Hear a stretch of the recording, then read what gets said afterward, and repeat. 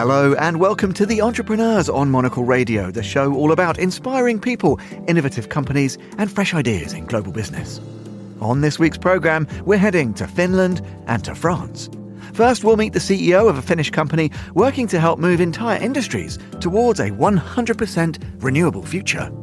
We have a saying, green is not black or white. So we're going to need a number of different solutions, and the solutions will vary depending on where we are in the world and also which applications we are operating. And later we'll be in Paris to hear from an entrepreneur who's changing the face of business education. We're past this time where we're teaching outdated frameworks, theories, reading textbooks. I believe now it's all based on case studies, real companies, because things are just moving too fast. This is The Entrepreneurs, with me, Tom Edwards.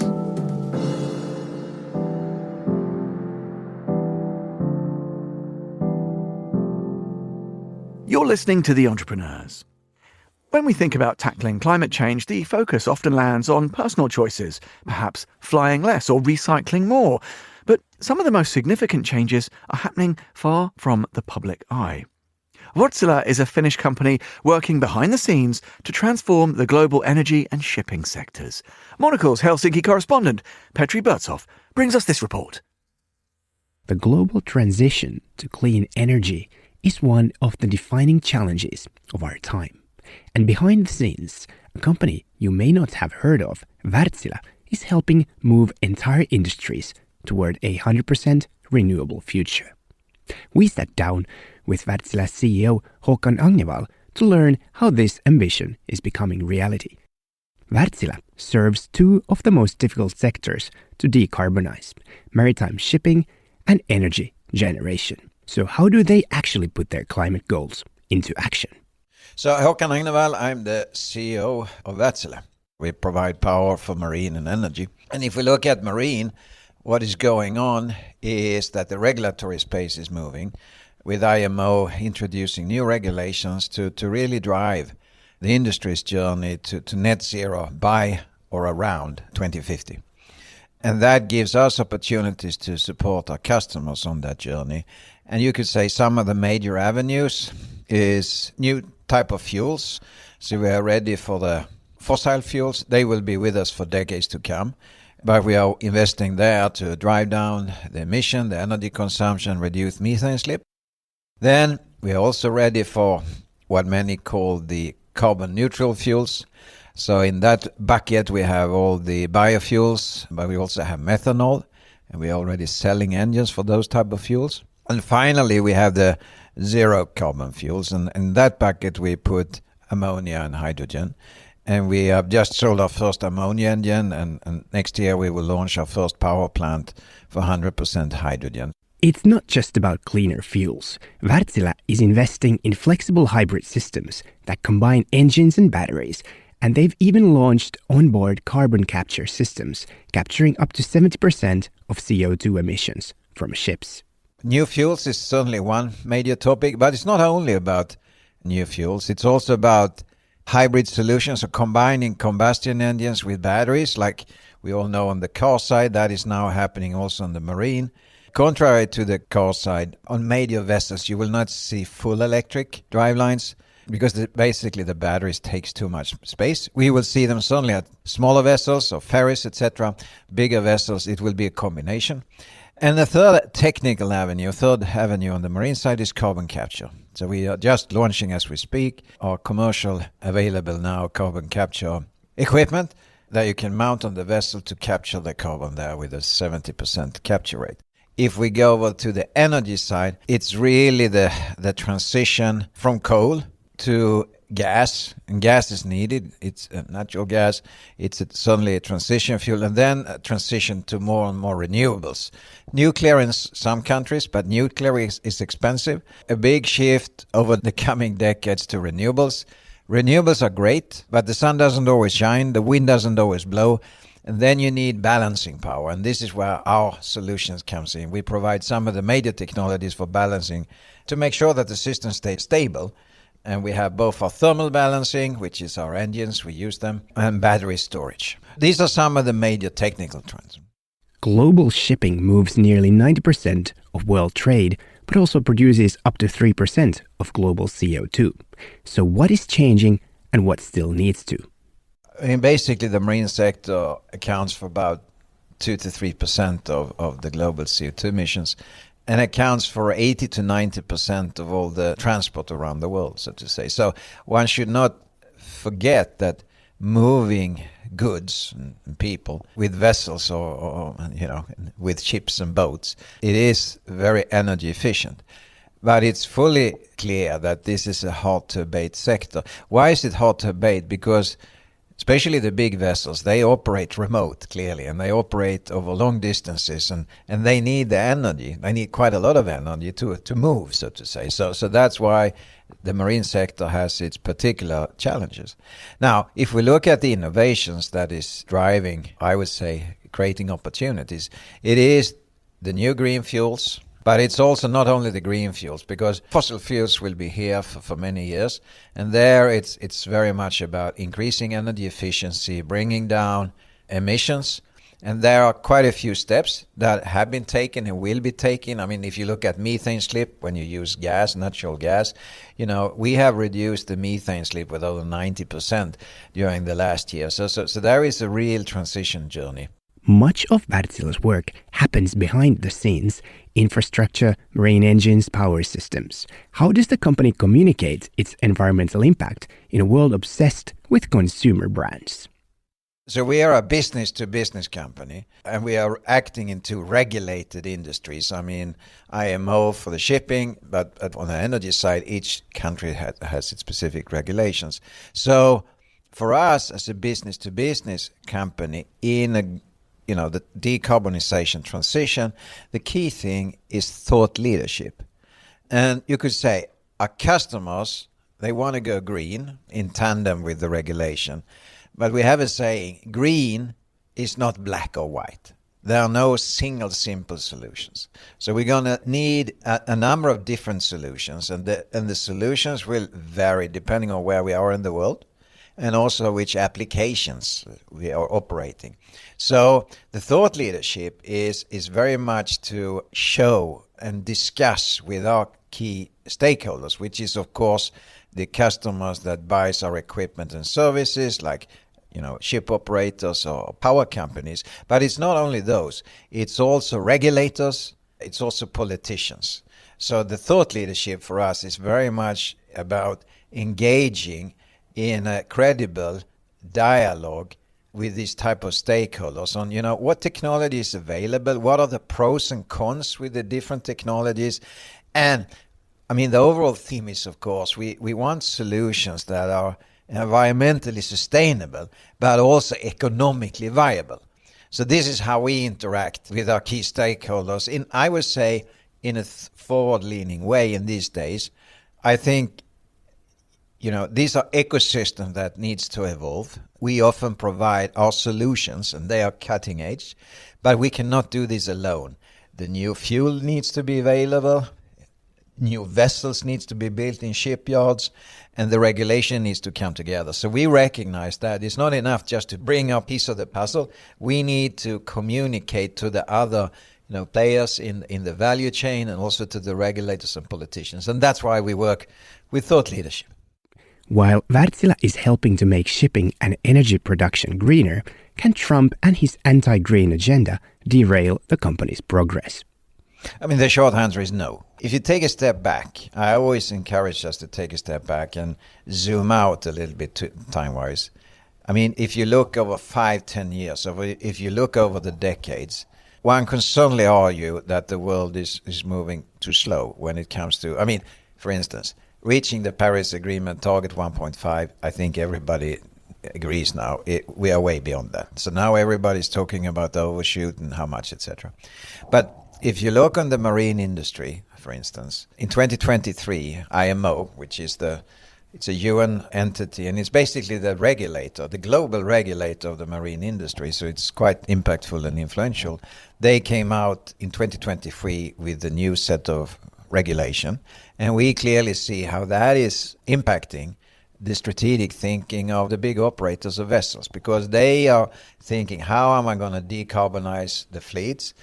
over this transition period to 2050. And you and I, in our private lives, we think from now to 2050 is a very, very long time.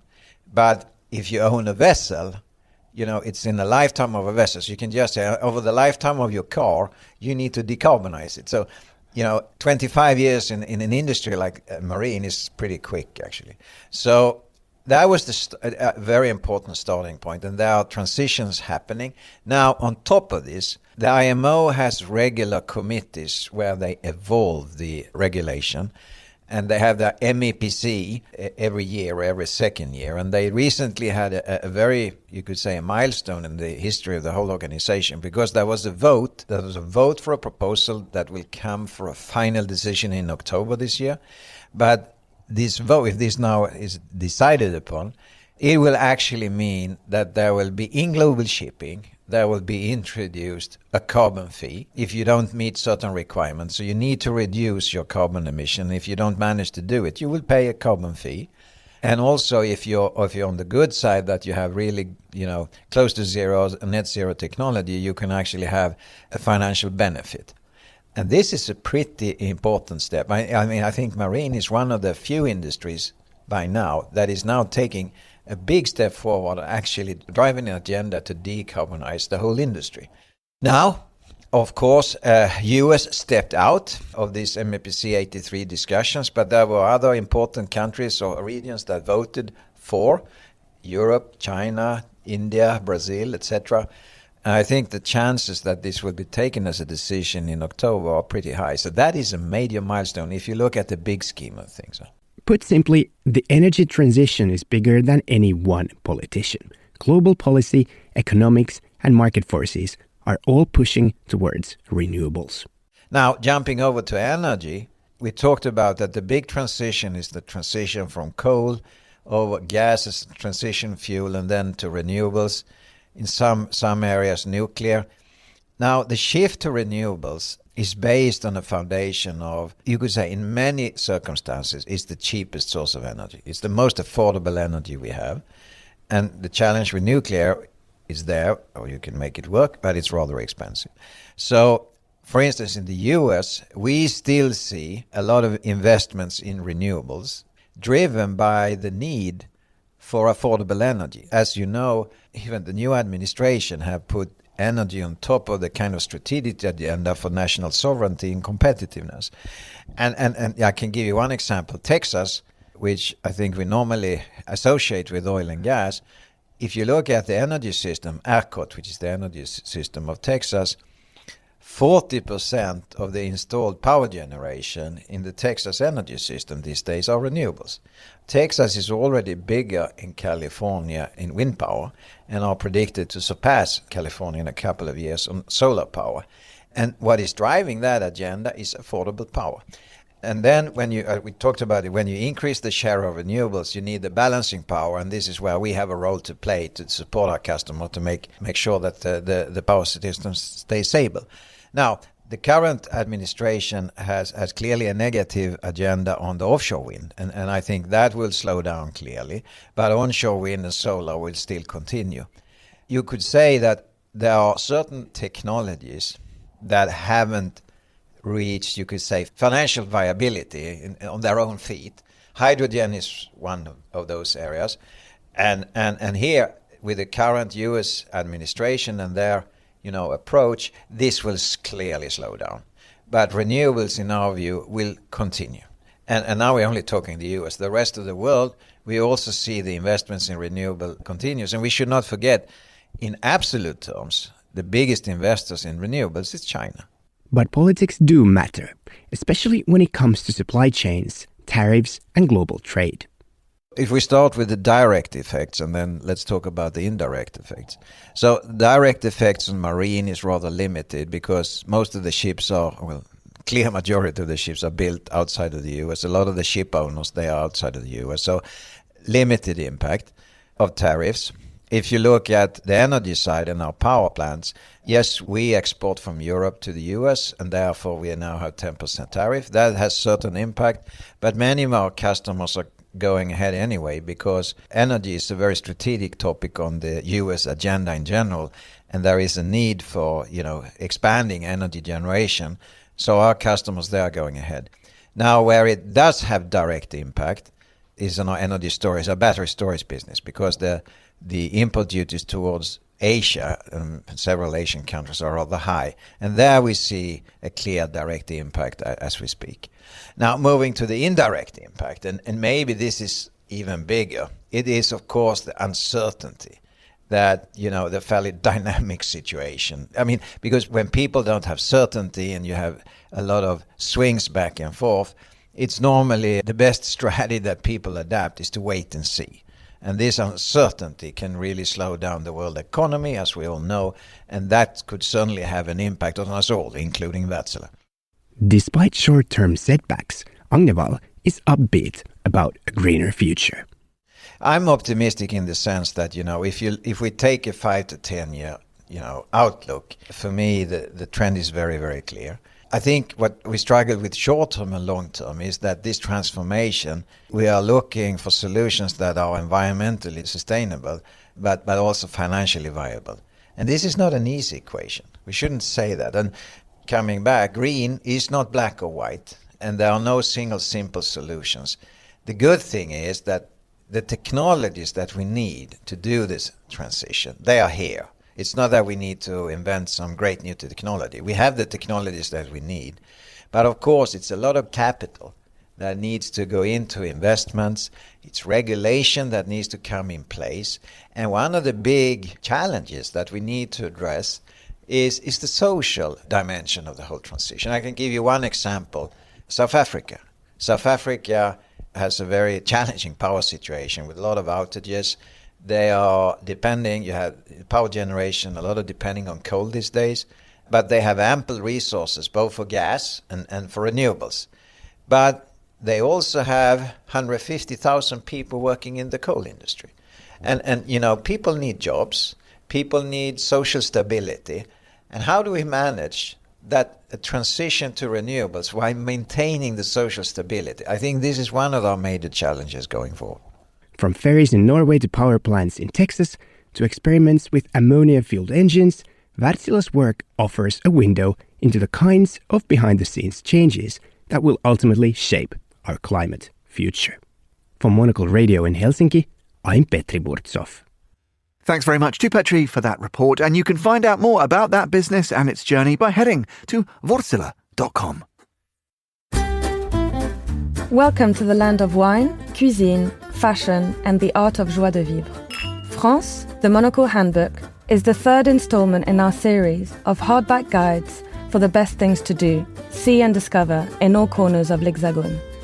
Over 220 plus pages, Monocle's latest book showcases the crème de la crème of the country from the Atlantic to the Alps and the windswept Normandy to the sun-kissed Riviera. Plus, top tables in Paris, Nantes not-to-miss hotels, and where to splash out in Marseille, and plenty more to try from piste to plage. If you're looking to stay longer or put down roots, the book also spotlights the neighborhoods to know and introduce you to the plucky entrepreneurs who have already made the move. France, the Monocle Handbook is out now. Buy your copy today at monocle.com/books. Whether you're in the mood for the perfect flat white to kickstart your day, an evening apéro, or some neighbourhood recommendations, the friendly staff at Monocle's cafes have you covered. From London's Chiltern Street to Zurich's Dufourstrasse via Rue Bachemont in Paris, you're always welcome at the Monocle Cafe. So, why not join us today?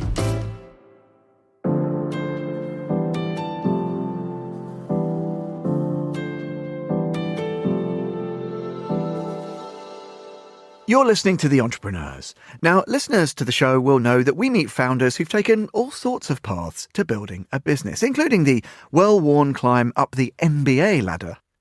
But for people wanting to learn how to start a business, many MBAs aren't really designed to teach entrepreneurship. They're built around management, finance, and climbing the corporate hierarchy, not necessarily launching something from scratch. Today, learning how to build a company increasingly comes from those who've actually done it, not just studied it. Ariel Renous is the co-founder and CEO of Augment, a platform offering business education from entrepreneurs who've built real companies. He caught up with our Georgina Godwin at Monocle's Paris HQ at 16 Rue Bachemont. Georgina began by asking Ariel about how the idea first took shape. So we started Augment with my co-founder Roy 2.5 years ago. We went to business school here in Paris at what is supposed to be the number one business school in France. And we ended up being quite disappointed with the education, and in particular, the fact that we knew we wanted to become entrepreneurs and the content did not fit what we wanted to do, in the sense that it prepares you to become a consultant, to work in finance or in big corporate, but not really to start your own company. So how does your model work? And so after graduation, we were like, okay, let's try to reinvent the MBA experience for entrepreneurs. And this is Augment. We're building a new type of MBA program that's designed to fit into the lives of people who work. So you complete it approximately in 6 months. It takes between 15 and 30 minutes a day. And basically, you get a real, super practical business lesson from the world's greatest entrepreneurs. That's a brilliant idea. I mean, is there a problem in that MBAs are kind of currency out there? And if you've gone to a really great university, then that's like you can wave that around, is it? And it's still true. In my opinion, it's still true, and it's still quite valuable. The thing is that there are less than 1% of the population who can access these schools, pay those high fees, take 2 years off, etc. And so how can you reimagine the business education system for the 99.9% of the population who cannot access it? I wonder if we could just unpick the evolution of your company, the process of going from business school to building it to the point you are now. How did you get here? So the first thing we did after graduating, so it was in the midst of COVID, so it was a weird period of time. The first thing we did, and this is quite unconventional, we directly managed to raise a $2 million seed round. We had this very, very big vision. We were going to build the MBA program for the rest of the population, the 99%. And so we've been super lucky to be backed by some of the greatest funds in both Europe and the US. And basically, we raised $2 million. Then I remember exactly we were with Roy over summer. We didn't know where to start. We felt completely lost. And we sent a lot of cold emails to a lot of people in Silicon Valley. Of course, we have no network there. One day we woke up, one email from Chris Barton, the founder of Shazam, who agreed to be the first Augment faculty member and to teach a first class on Augment. He was like, guys, this is interesting. Let's have dinner. And so we flew to San Francisco. We had dinner with him. He agreed to be part of the program. And from there, it all started. Well, and you've got a number of high profile partners.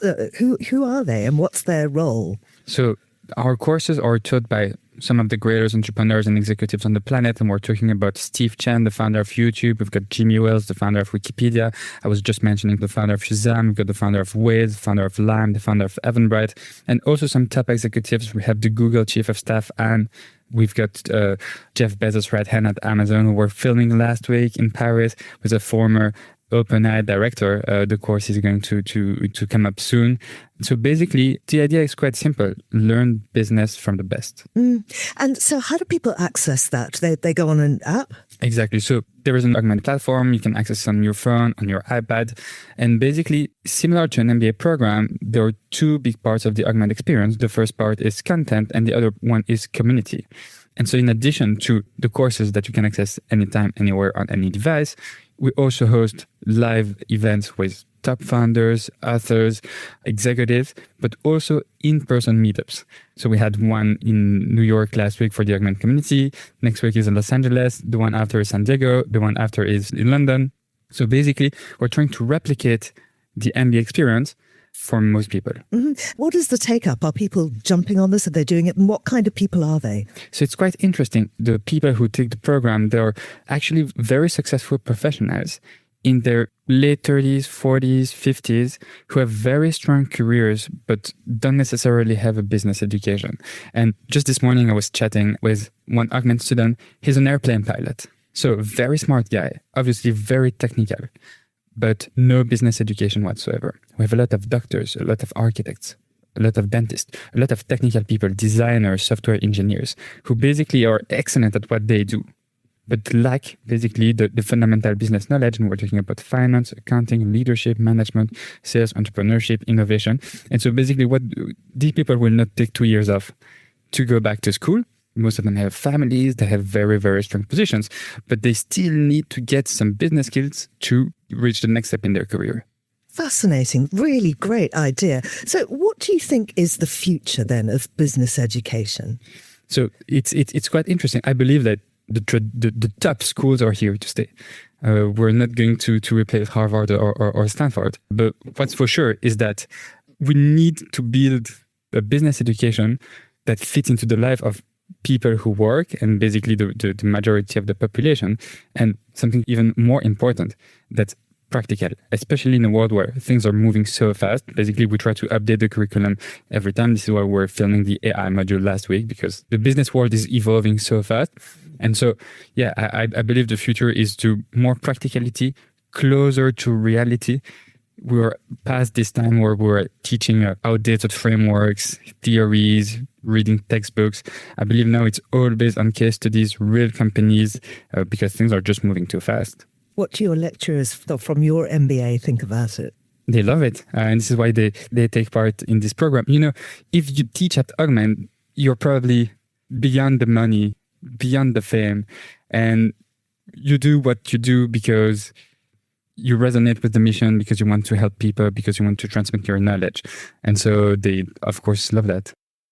That was Ariel Renous, the co-founder of Augment, in conversation with Monocle's Georgina Godwin at our Paris HQ. And since they spoke, Augment has launched part 1 of their AI in Business course. It's now live on their website. Check it out for yourself at augment.org. More courses will be announced soon.